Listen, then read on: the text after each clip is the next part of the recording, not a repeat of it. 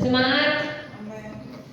Kalau misalnya kita baru berdiri ya, kita akan lanjut kedua, hanya kaum ini dulu juga.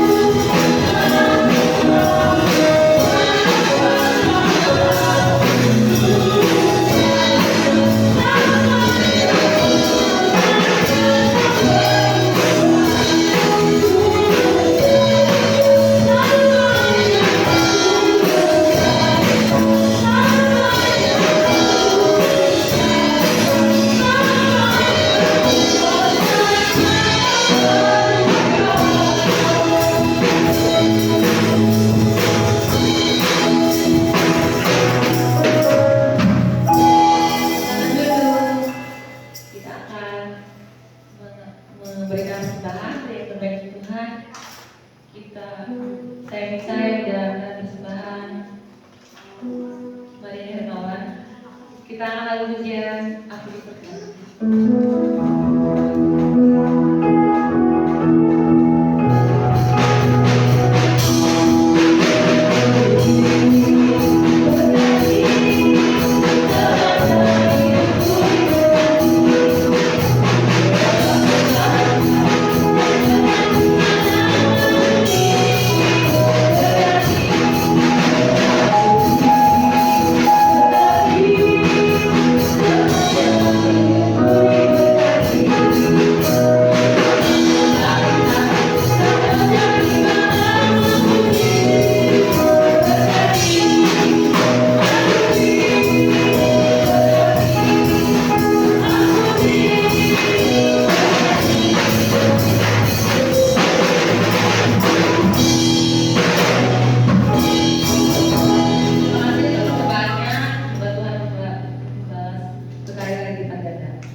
Setelah ini kita akan mendengarkan firman Tuhan. Dan sebelum itu kita akan langsung pujian Semua Baik. Minta semuanya untuk bangkit berdiri.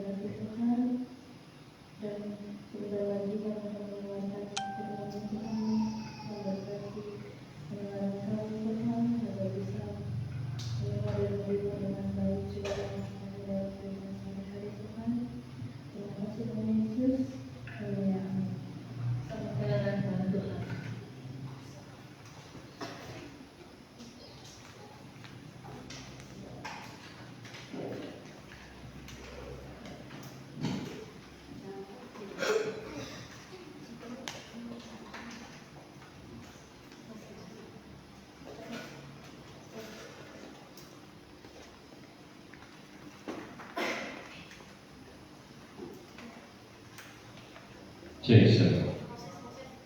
Shalom saudara terkasih dalam Tuhan, anak-anak muda yang hebat. Shalom. Shalom. Salam dalam kasih Kristus. Kita akan mendengarkan firman tentang judul firman Tuhan, yaitu tentang apa? Raja muda. Siapa nih raja muda? Kira-kira siapa ini? Kita baca di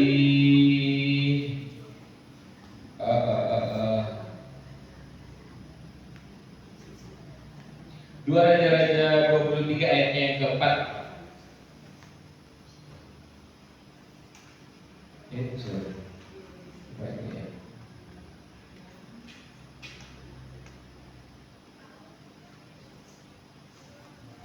Dua Raja-Raja 23 ayatnya yang pertama.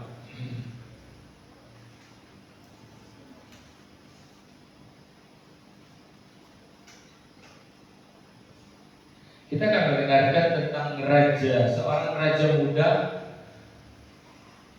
yang duduk di pemerintahannya pada usia 8 tahun. Ya, sesudah itu raja menyuruh orang mengumpulkan semua tua-tua Yehuda dan Yerusalem.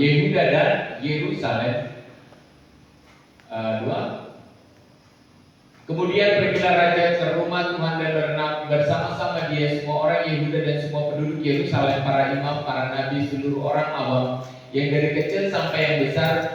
Dengan didengar mereka, ia membacakan segala perkataan dari kitab perjanjian yang ditemukan di rumah Tuhan itu. Sesudah itu berdirilah raja dekat tiang dan diadakannya perjanjian di hadapan Tuhan untuk hidup dengan mengikuti Tuhan dan tetap menuruti perintah-perintahnya, peraturan-peraturannya, ketetapan-ketetapannya, dan dengan segenap hati dan dengan segenap jiwa untuk menepati perkataan perjanjian yang tertulis dalam kitab itu, dan seluruh rakyat turut mendukung perjanjian itu.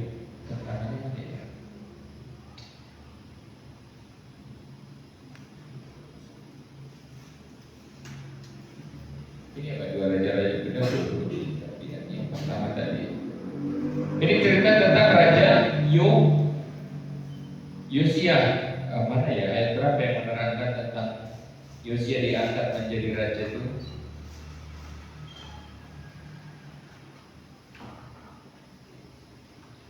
Sebentar saya buka ya.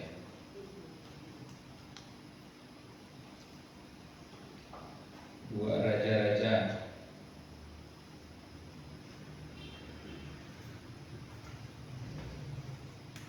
20.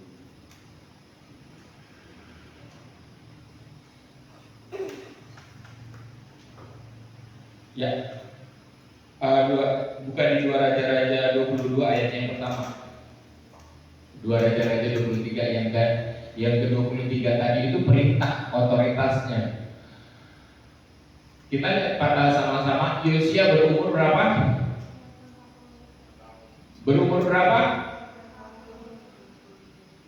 Yosia berumur 8 tahun pada waktu ia menjadi raja.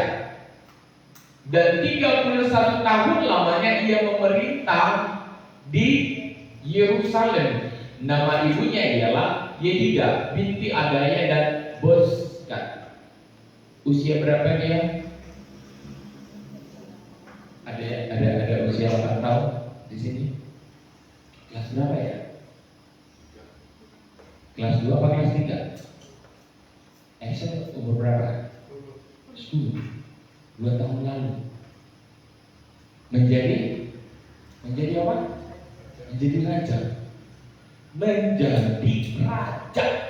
Yosia berumur 8 tahun pada waktu ia menjadi raja. Kenapa saya bawakan firman hari ini? Perhatikan baik-baik apa yang dilakukan oleh Yosia. Keturunan sebelumnya ada yang menjadi raja yang menyukakan hati Tuhan seperti Daud, ya, menyenangkan hati Tuhan seperti leluhurnya Daud. Ada di situ diceritakan tentang leluhur Yosia. Lalu keturunan selanjutnya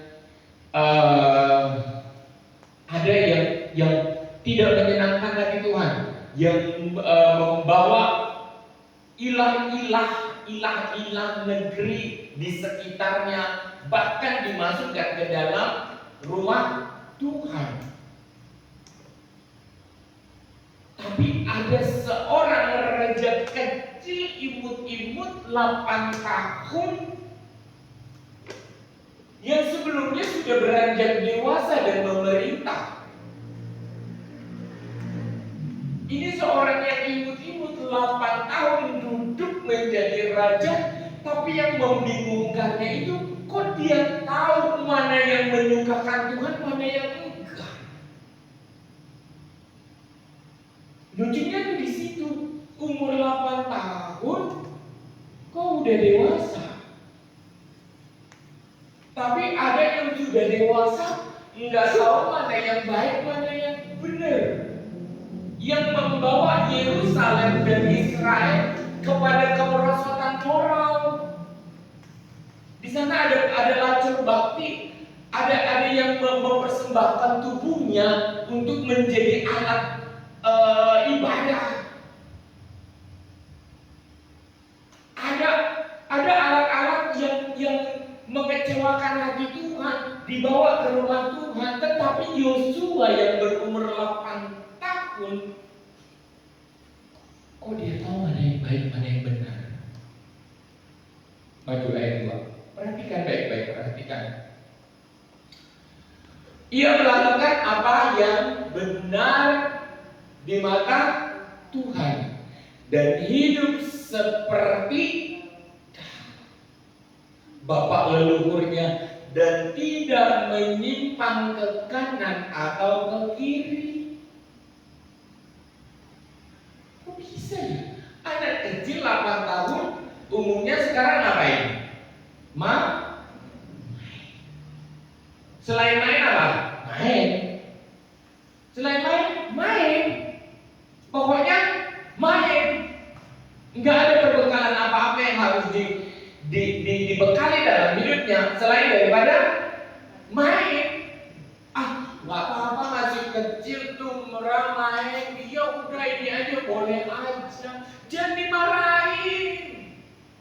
Kalau ngomong sama anak-anak harus soft spoken, jangan bentak-bentak, nggak boleh.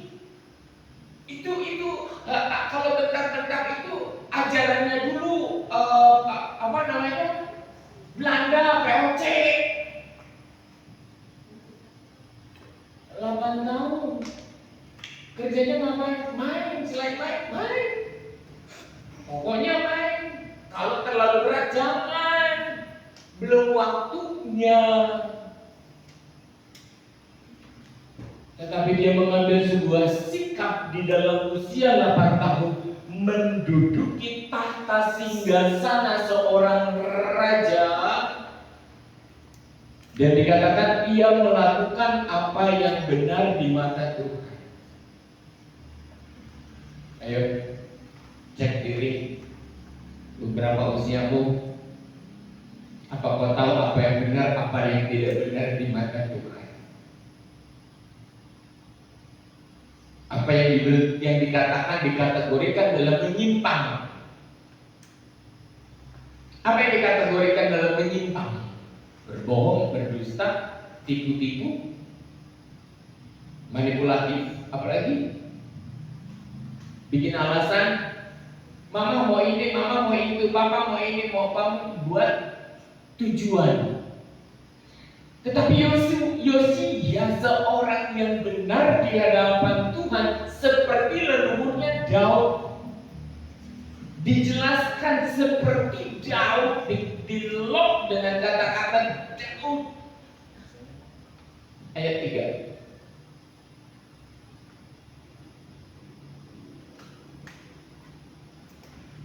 Ingat yang 8 tahun bandingkan dengan umurmu sekarang.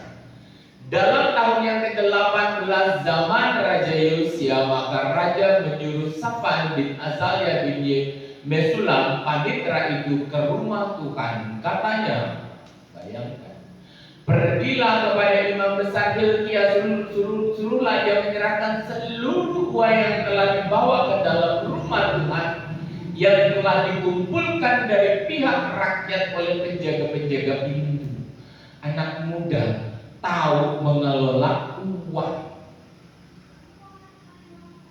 Dia tidak mendahulukan dirinya, tetapi dia mendahulukan rumah Tuhan. Suruh bawa uang itu ke rumah Tuhan untuk memperbaiki.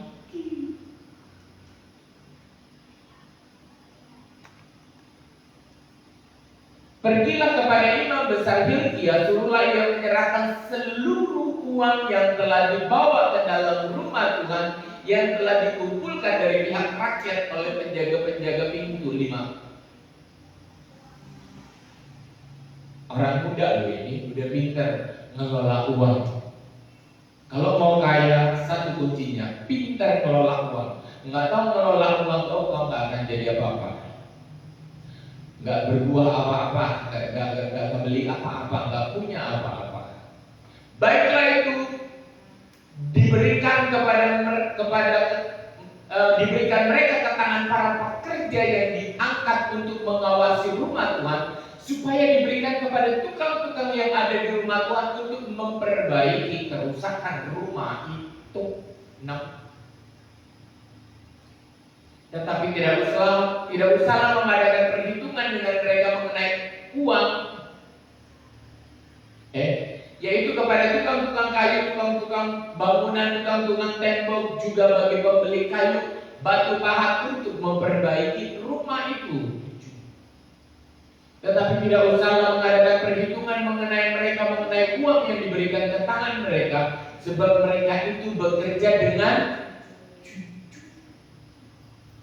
Seorang anak muda udah tahu mana yang jujur, mana yang berbelat-belit.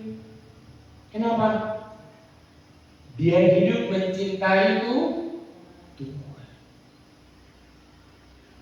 Sampai dilok dengan kata-kata dia seperti leluhurnya Daud, anak yang masih imut-imut itu. Dia tahu orang yang bekerja jujur dan tidak jujur. Nanti kita akan melihat ya, raja-raja itu siapa aja. Apakah kita cuma berbicara tentang seorang sosok di masa lalu? Emang gak ada sosok seperti itu di masa sekarang? Sosok itu di masa sekarang ya kalian. Kita yang memegang waktu, bukan siapa-siapa. Sosok raja itu, sosok yang berotoritas itu, sosok yang tahu mana yang benar dan tidak benar itu ya kita. Leluhur Daud kan, leluhur dari Yesus kan, yang menyandang nama Yesus kan, kita orang Kristen. Semestinya anak-anak Tuhan itu dilok dengan sama seperti Tuhannya Yesus.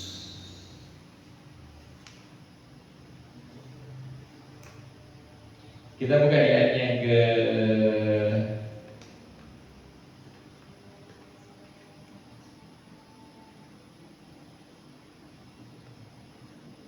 di ayat yang ke-8. Ada upah besar. Di ayat yang ke-8. Berkatalah imam besar Hilkia kepada Safan panitera itu, telah kutemukan kitab Taurat itu di rumah Tuhan. Kalau tidak mendahulukan Tuhan, nggak ketemu hukum Taurat. Seorang anak muda itu mendahulukan rumah Tuhan, mendahulukan melayani Tuhan. Tapi apa upahnya? Ketika dia memperbaiki rumah Tuhan, dikatakan telah kutemukan kitab Taurat itu di rumah Tuhan. Lalu Hilkia memberikan kitab itu kepada Safan, dan Safan terus membaca. Di zamannya Yosua ditemukan kitab Taurat yang tersembunyi tentang amarah Tuhan, hukum-hukum Tuhan masa lalu. Dan ketika kitab Taurat itu dibacakan kepada dia, dia mengoyakkan jubahnya dan memperbaiki diri. Udah umur 8 tahun, muda, tahu mana yang baik dan benar. Dan ketika dia ketemu hukumnya Tuhan, dia sujud. Kepada seorang pemimpin yang seperti ini, murka Tuhan tidak berlaku dan ditahan untuk dilakukan kepada rakyat Israel oleh seorang yang mengasihi Tuhan.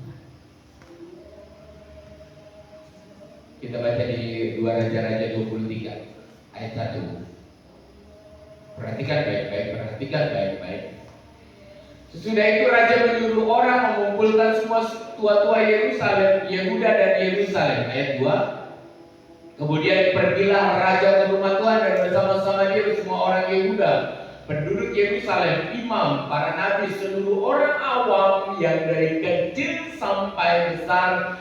Dengan didengar mereka, ia membacakan perkataan dari kitab perjanjian yang ditemukan di rumah Tuhan itu.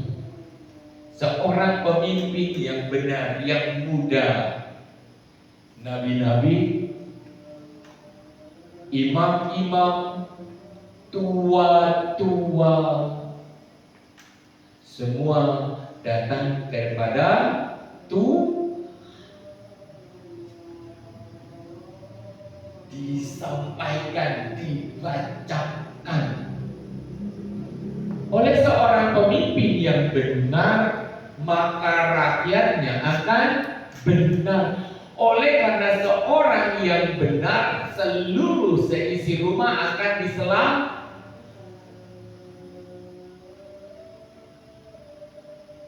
Kita ini menyandang roh yang sama, kita ini menyandang tuntutan yang sama, tapi kita terlalu melihat apa yang terjadi di dunia ini dan menirunya tanpa sebuah pertimbangan apapun.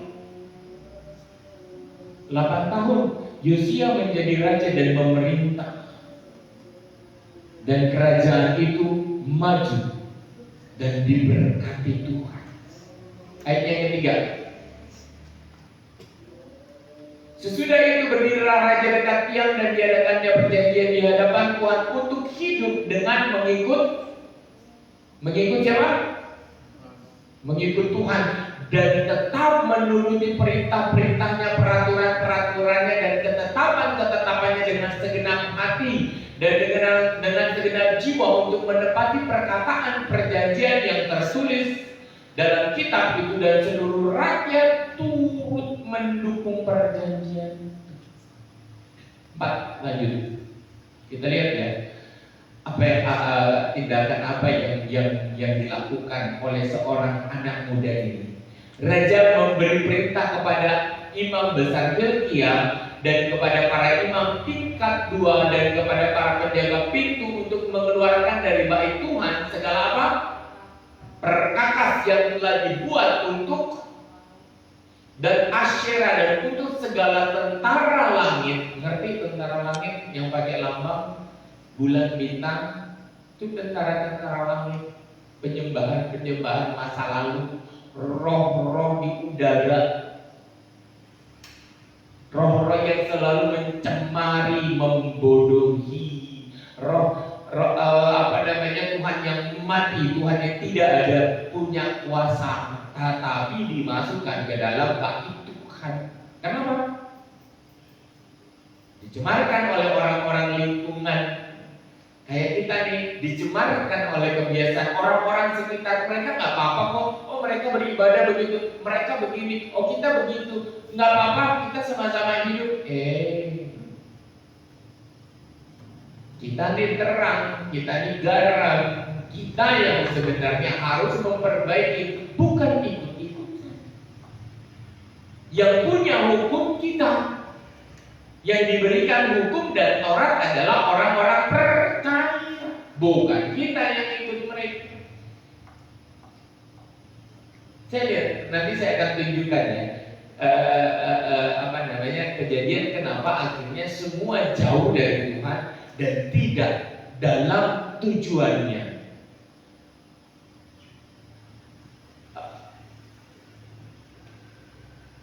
Asyera dan untuk segala tentara langit, lalu dibakar nyala semuanya itu di luar kota Yerusalem, di luar kota Yerusalem, di padang-padang Kidron, dan diangkut nyala abunya ke Betel. 5. Lihat kerusakan rumah Tuhan waktu itu, waktu sebelum Yosia memerintah. Ia memberhentikan para imam dewa asing, ia memberhentikan, dipecat. Otoritas yang berjalan dengan Tuhan mau berhentikan dewa asing. Bayangkan dibakar. Kalau rohnya lemah itu perang itu. Perang itu dengan tentara-tentara langit. Tetapi dia orang yang dekat dengan Tuhan, orang yang benar di hadapan Tuhan. Roh Tuhan membela dia, bahkan dikeluarkan, bahkan dibakar. Dikatakan apa? Ia memberhentikan para imam dewa asing yang telah diangkat oleh raja-raja Yehuda, oleh raja-raja sebelumnya. Oleh karena raja-raja sebelumnya berdosa, rakyat ikut berdosa. Tetapi di zamannya Yosia, dia menjadi raja yang benar. Rakyat tua-tua dan para nabi-nabi, imam-imam duduk bersama-sama dan mengikat perjanjian dengan Tuhan untuk tetap benar.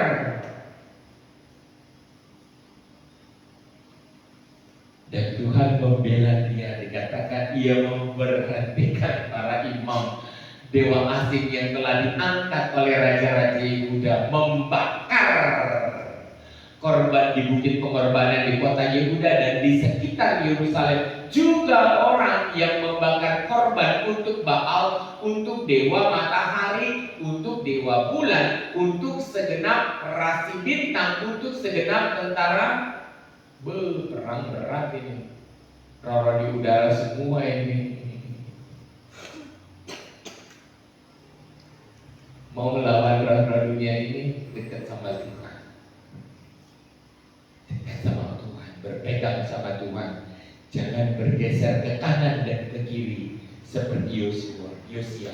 Katakan, aku ini milikmu Tuhan. Katakan ketetapan ini terus dan jangan lakukan yang sama.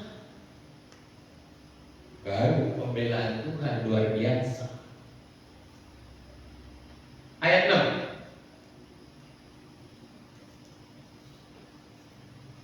Di bawahnya tiang-tiang berhala dari rumah Tuhan keluar kota Yerusalem ke sungai Kidron, lalu dibakarnya di situ dan ditumbuknya alus-alus menjadi abu, kemudian dicampakkannya abu ke atas kuburan rakyat jelata. Ini penghinaan, menghina ilah-ilah sekitarnya dan menunjukkan Tuhanku besar dan dahsyat. Ayat 7. Ia merobohkan petak-petak pelacuran bakti yang ada di rumah Tuhan. Bayangin, di rumah Tuhan ada apa? Bayangkan yang dilakukan oleh raja-raja sebelumnya. Menista Tuhan, menghinakan Tuhan. Dan kekudusan yang begitu kudus dicemari dengan apa? Pelacuran bakti yang ada di rumah Tuhan. Ayat yang ke-8. Disuruhnya ladangkan semua imam dari kota Yehuda, lalu ia menajiskan bukit-bukit pengorbanan tempat para imam, dan ia membakar korban dari Geba sampai Beersheba. Dirobohkannya pula bukit-bukit pengorbanan di pintu gerbang yang ada dekat lubang pintu gerbang Yosua, penguasa kota itu, yang ada pada sebelah kiri kalau ia memasuki pintu gerbang kota. Bayangkan seorang raja yang muda tahu melakukan yang benar. Ini orangnya apa ya? Idealis. Kalau iya, tidak. Dia tahu apa yang menyenangkan hati Tuhan, yang tidak menyenangkan hati Tuhan. Keluarkan, bakar, tumbuk, halus-halus, buang. Dan gak ada takutnya. Karena orang satu benar, seluruh imam, nabi, rakyat ikut menjadi orang benar. Tetapi raja-raja sebelumnya membawa kecemaran dari orang-orang sekitar dengan istilah nggak apa-apa, nggak apa-apa, iya toleransi, ya nggak apa-apa. Padahal Tuhan bersedih dan kecewa. Ya nggak apa-apa, iya kita harus toleransi. Bahkan kata-kata inilah yang akhirnya mendukakan Tuhan. Gak apa-apa, semua agama sama mengajarkan kebaikan, kata siapa? Cuma kekristenan yang berkata-kata dari awal sampai akhir terstruktur dan rapi, membangun dan tidak membinasakan. Cuma Kristus Yesus yang dari awal sampai akhir dia menata dan menyusun itu dengan baik. Dan baiklah pikiran-pikiran orang-orang yang percaya kepada Kristus tersusun dengan rapi. Segala sesuatu yang tersusun dengan rapi memiliki manfaat yang luar biasa. Bisa didudukin, bisa buat alas jadi meja, bisa buat bangunan, bisa menjadi tempat perlindungan. Bukan kata-kata benar tetapi tanpa fondasi. Pertanyaannya sekarang, kenapa Yosia berhasil? Kenapa Yosia berhasil melakukan itu? Kenapa raja-raja sebelumnya tidak berhasil? Ada yang bisa jawab?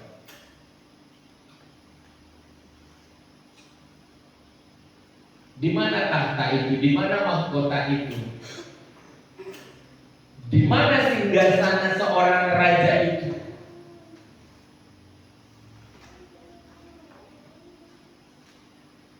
Itu kan Yosia doang.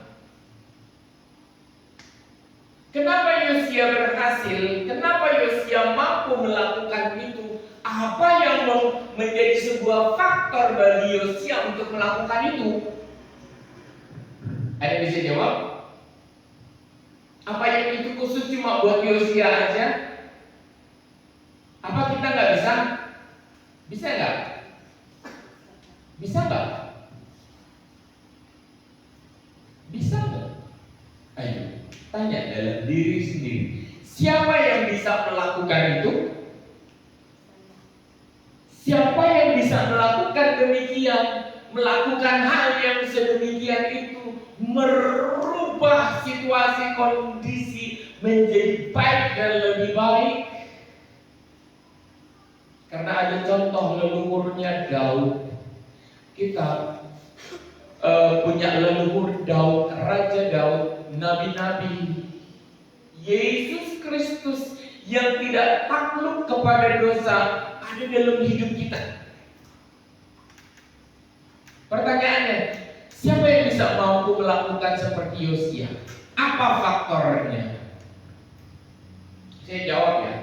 Faktor utama dari setiap tahta itu ialah waktu. Kenapa Yosia bisa lakukan itu? Karena dia punya kesempatan. Dia punya waktu. Dia punya tahta, dia punya mahkota.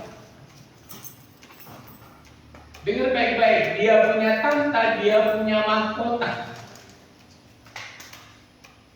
Bukan karena dia raja, bukan karena Yosia raja. Kamu raja gak? Siapa di sini raja, imam dan raja? Siapa di sini imam dan raja? Ada yang mau tunjuk tangan? Siapa di sini imam? Siapa di sini raja? Hah? Raja apa kau? Oh iya, raja sini. Siapa di sini imam dan raja? Cuma Moses doang, yang lain enggak? Oh iya, Revi. Ya, kita baca, kita buktikan. 1 Petrus 2 ayat 9. 1 Petrus 2 ayat 9.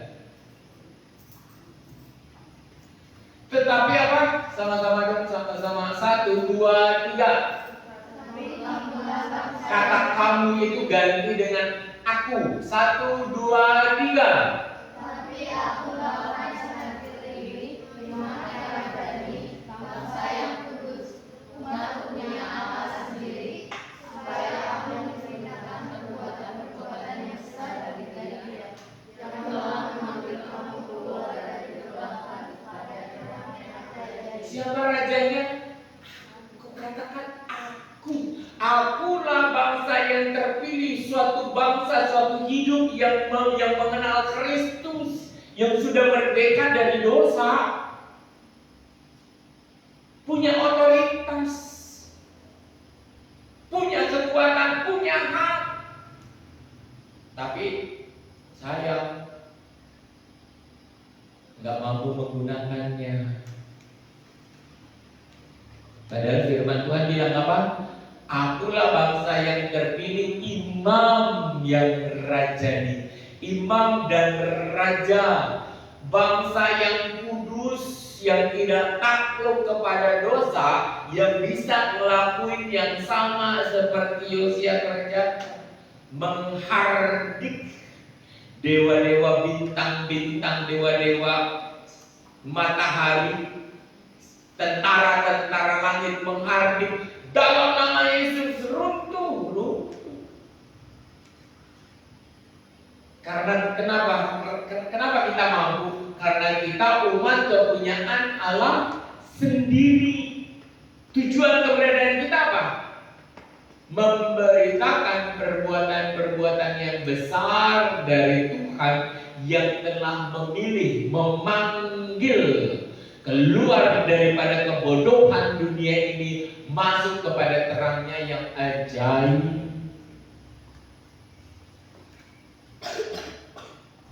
Ada yang mau sama dengan dunia ini? Firman Tuhan bilang apa? Jangan kamu serupa dengan dunia.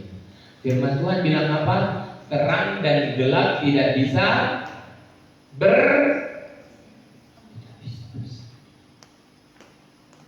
hakikatnya nggak bisa bersatu.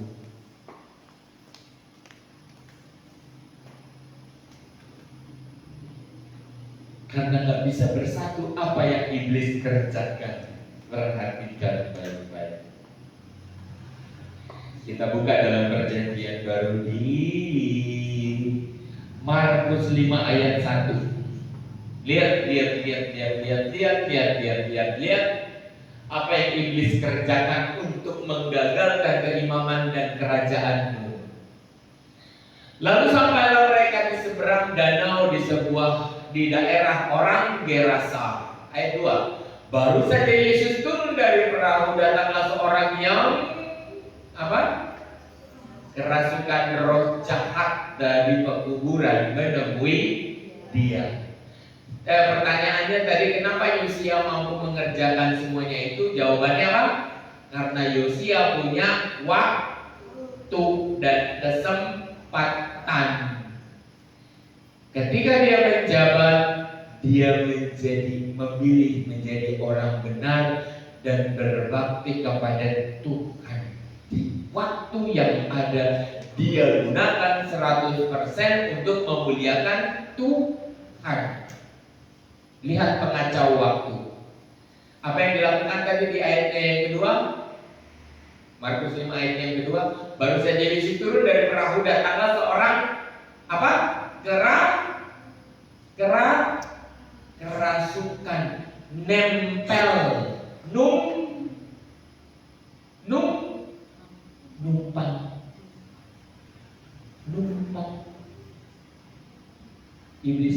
punya waktu. Kenapa dia harus menggoda manusia? Karena dia nggak tahu masa akhirnya kapan.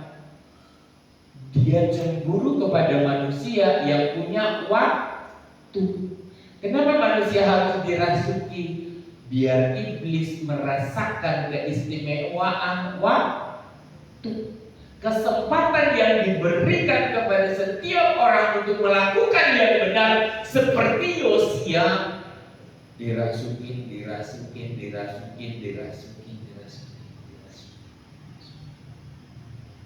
Sampai kita bisa bilang apa?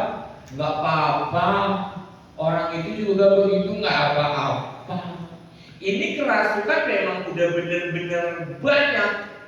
Satu legion, satu kumpulan besar.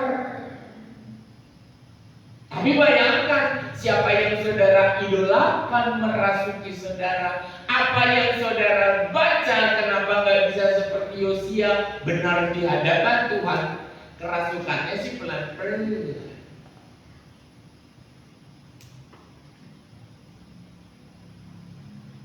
Buang waktu, nonton yang gak penting, lakukan yang gak penting, ngerjain yang gak penting, yang tidak menyenangkan hati Tuhan. Yosia dikatakan dia tidak menyimpan ke kanan dan ke kiri. Dia menjadi seorang yang betul-betul tahu firman Tuhan, sehingga dia tumbuh menjadi orang idealis. Oh, ini yang benar, ini yang nggak benar. Ini boleh, itu nggak boleh. Oh, itu mendukakan Tuhan. Orang kecil 8 tahun, start from 8 tahun, age 8 tahun. Inilah yang dikerjakan oleh iblis. Ngapain? Kerasukan, nempel, numpang. Istilah idola itu untuk dia. Ada yang tahu Lady Gaga? Gimana cara dia nyanyi? Menunjukkan manusia kesetanan apa manusia kepenuhan roh?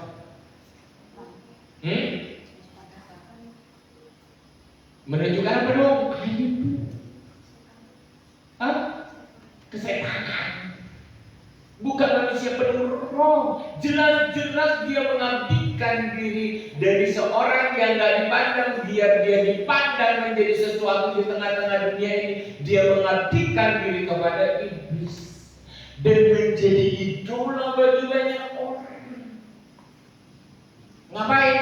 Numpang kerasukan.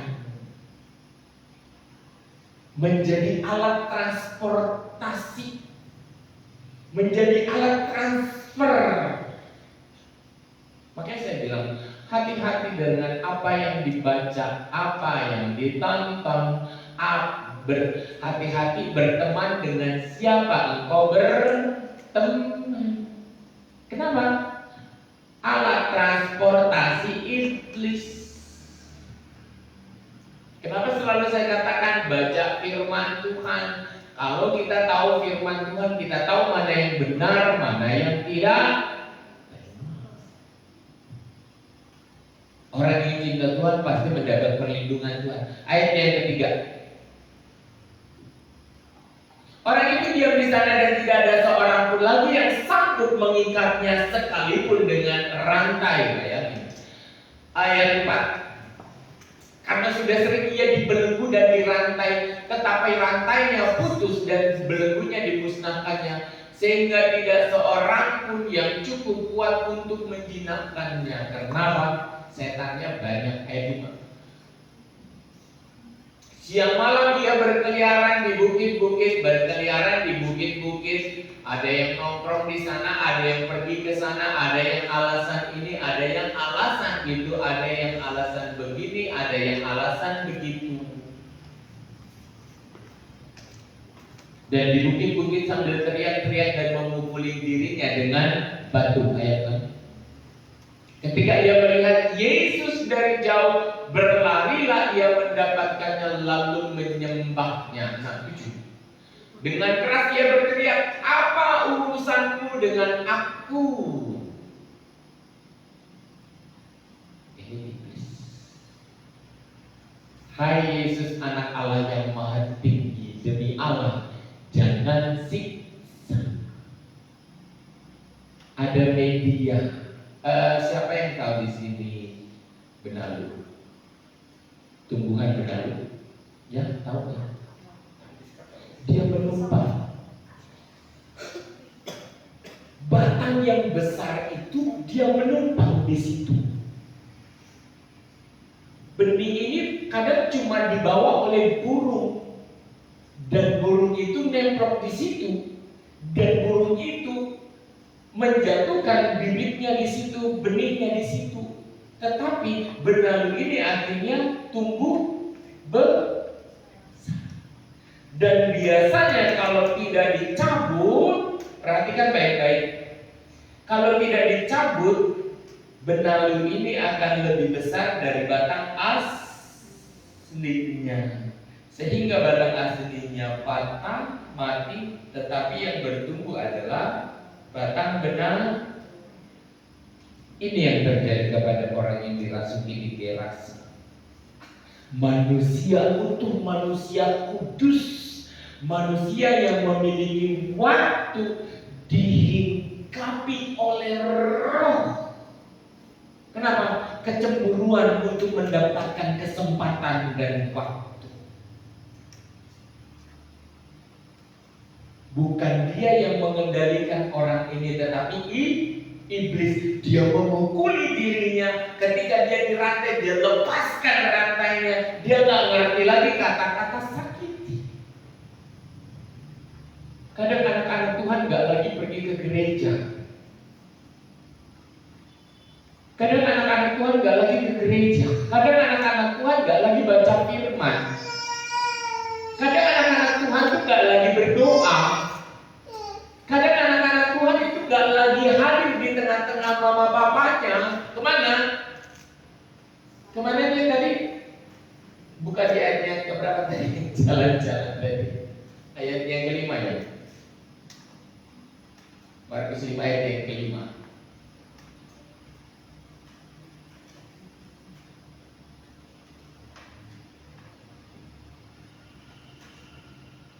Dengan siang malam ia berkeliaran di pekuburan, di bukit-bukit sambil teriak-teriak dan memukuli dirinya dengan batu. Anak-anak Tuhan gak gereja, anak-anak Tuhan gak baca firman, anak-anak Tuhan gak berdoa, anak-anak Tuhan kemana? Ditumpangi sibuk. Tuh, cara iblis untuk mengendalikan manusia. Dari satu, tidak mampu dia berkuasa. Kita terima dari satu segi, dari segi bacaan, dari segi apa yang ditonton, dari teman-teman di sekitar yang meracuni, yang mempengaruhi kita, sehingga banyak lagi pengaruh daripada kata Satan itu pemberontak. Kata iblis itu pemberontak. Merasuki, menumpang waktu dalam kehidupan kita, sehingga kita tidak lagi mampu berpikir sadar. Tetapi siapa yang mengendalikan? Orang tua lawan, mama, diam. Membantah, melawan. Ini sudah mulai makin banyak.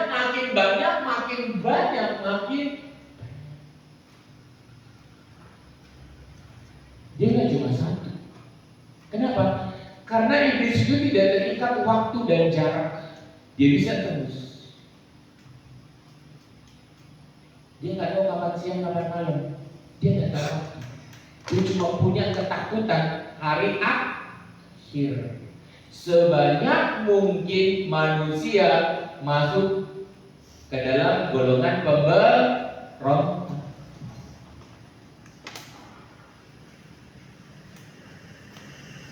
ayatnya ke-8.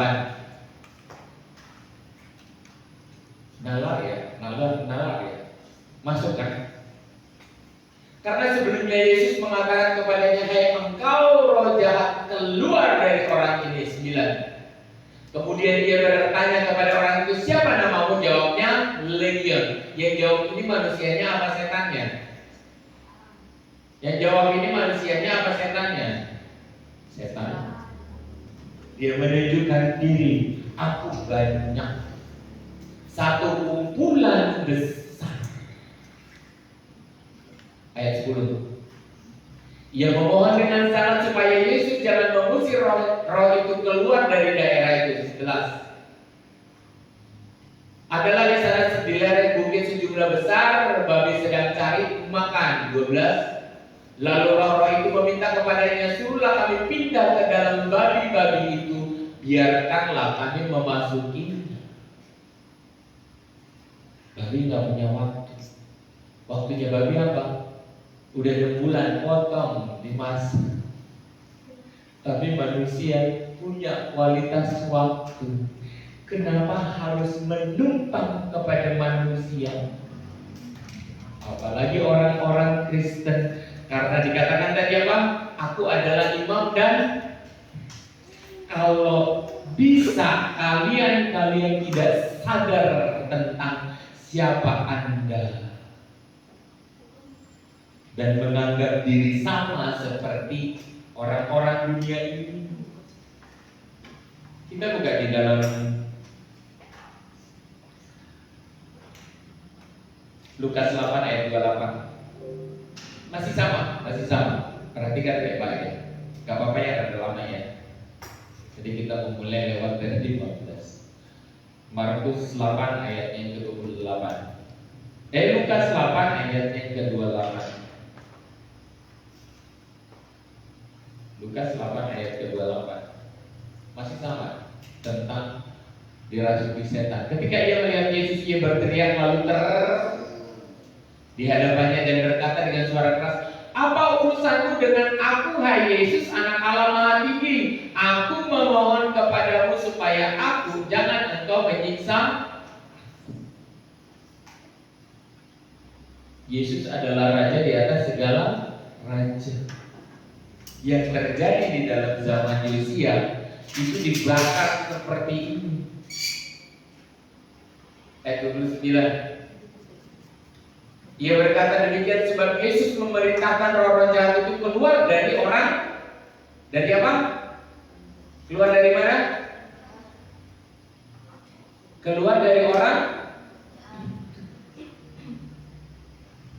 Ayo, siapa yang mau memberi tumpangan dirinya kepada iblis? Siapa yang mau memberi tumpangannya kepada iblis?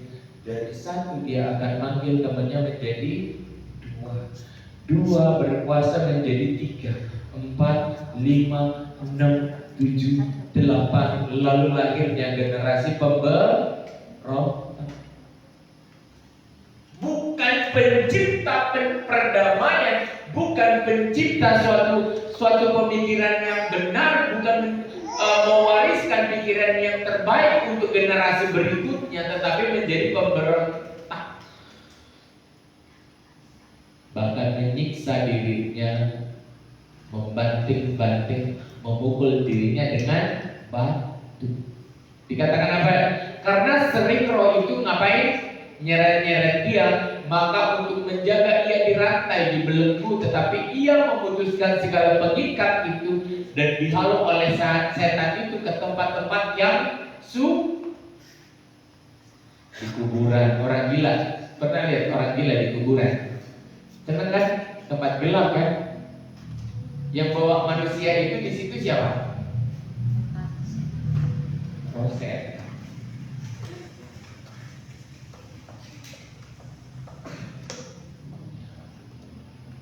Mau sadar? Siapa imam dan rajanya tadi?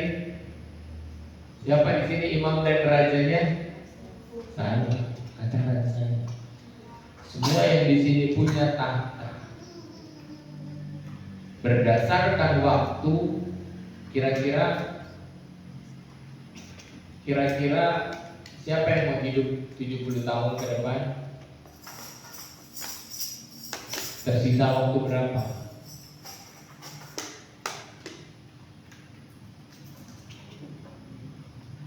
Apa yang mau kau buat? Kamu punya tahta, kamu punya mahkota, kamu berhak penuh. Perhatikan baik-baik, kamu punya hak penuh untuk menggunakan itu. Boleh nggak tadi untuk nggak ibadah pemuda? Boleh nggak? Boleh. Kita yang punya waktu, aku yang menentukan. Bikin alasan banyak untuk nggak datang ke gereja, boleh. Boleh nggak untuk giat ke gereja? Boleh. Siapkan baca firman sebelum ke gereja. Kalau mau belajar berangkat sekolah, baca materi pelajaran hari ini sebelum diajar. Boleh nggak baca buku? Boleh. Boleh nggak main aja? Boleh. Tapi lama-lama ditumpangi oleh iblis. Kita ini cuma ikut-ikut apa yang diprogramkan dunia ini, kita ikut-ikutan. Kalau di zaman sekarang, oh Yosia, kau nggak boleh, kau masih 8 tahun. Dibodoh-bodohi oleh dunia untuk memulai dengan Tuhan. Tetapi Yosia tahu mana yang baik, tahu mana yang benar, dan dia berjalan bersama dengan Tuhan. Ayat yang tadi kita balik lagi 2 Petrus ayat 1 Petrus 2 ayat 9.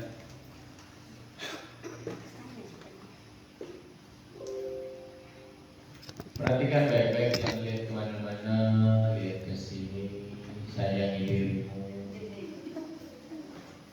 Biar Dede main. Dia belum bisa jadi raja, kecil main. Baca sama-sama. 1, 2, 3.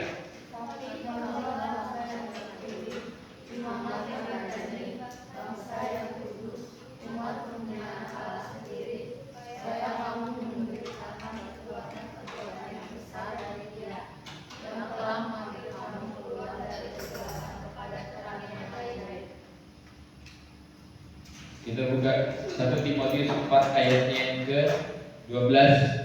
Ada yang hafal? 1 Timotius 4 ayat ke-12. Apa? 1 Timotius 4 ayat yang ke-12. Enggak ada yang hafal. Janganlah seorang pun menganggap engkau rendah karena engkau muda. Jadilah teladan bagi orang-orang percaya dalam perkataanmu, dalam tingkah lakumu, dalam kasihmu, dalam kesetiaanmu, dalam kesucianmu. Kenapa? Supaya nggak dirasuki. Nggak dirasuki siapa? Setan. Kalau kita jaga diri, kayak Yosia tadi, yang nggak kudus keluar penyembahan roh najis, pikiran-pikiran yang nggak benar keluar dari sini, karena tubuhmu adalah bait sucinya Tuhan. Bait suci Salomo cuma bangunan, tapi tubuhku ini adalah bait yang hidup. Amin. Oke, udah tahu makna dan triknya. Jangan berikan dirimu kepada iblis, tetapi ukir prestasi. Baca firman Tuhan. Ya, saya udah komen di sini.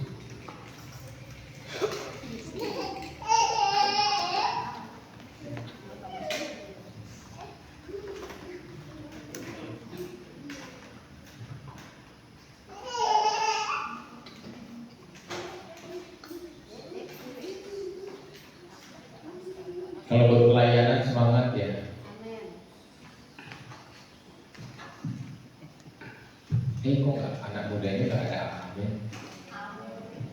Kalau buat Tuhan semangat ya. Kalau ada yang mengecewakan, abaikan ya.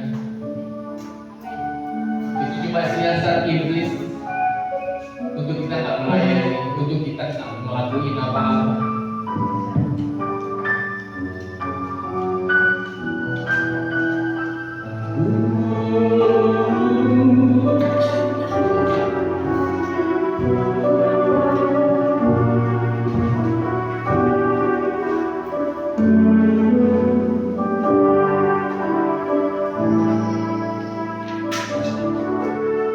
Katakan dengan iman, aku hidup karena percaya.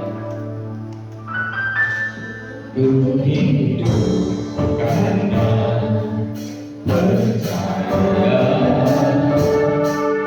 Kau yang berjanji setia, pengharapanku selalu ada di dalammu.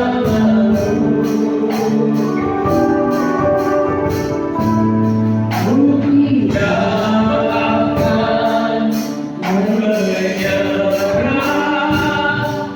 bertindak berdasarkan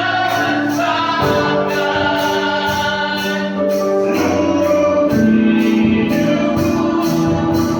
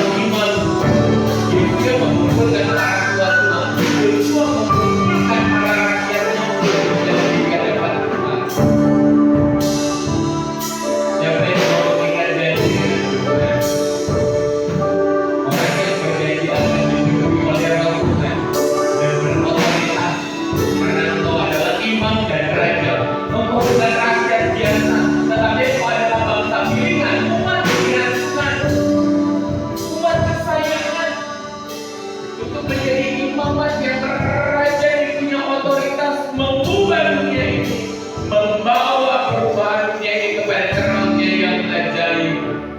Nyatakan pujian ini dengan iman. Ku hidup karena percaya. Kau yang berjanji setia, pengharapanku selalu ada di dalammu.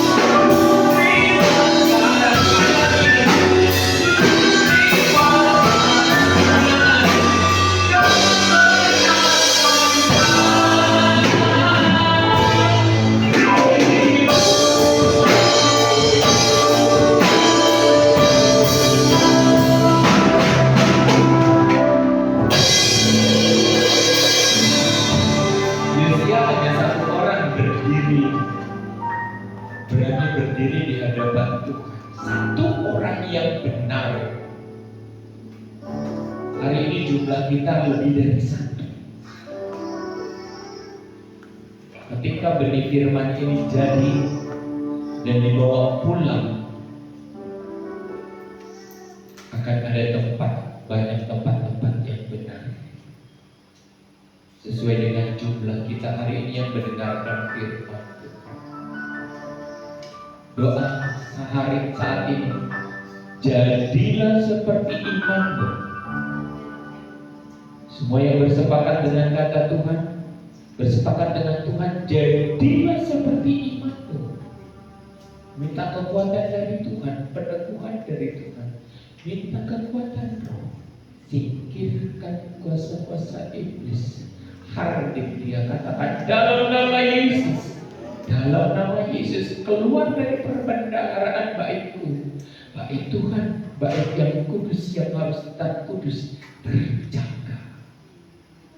Jadilah seperti imanmu. Angkat tanganmu terima doa berkat. Tuhan memberkati engkau dan melindungi engkau. Tuhan menyinari engkau dengan wajahnya dan memberi engkau kasih karunia. Tuhan menghadapkan wajahnya kepadamu dan memberi engkau damai sejahtera. Jemaat yang dikasihi Tuhan, pulanglah dalam persekutuan dalam kasih Allah Bapa, Anak yang tunggal Tuhan kita Yesus Kristus dan Roh Kudus menyertai kita sampai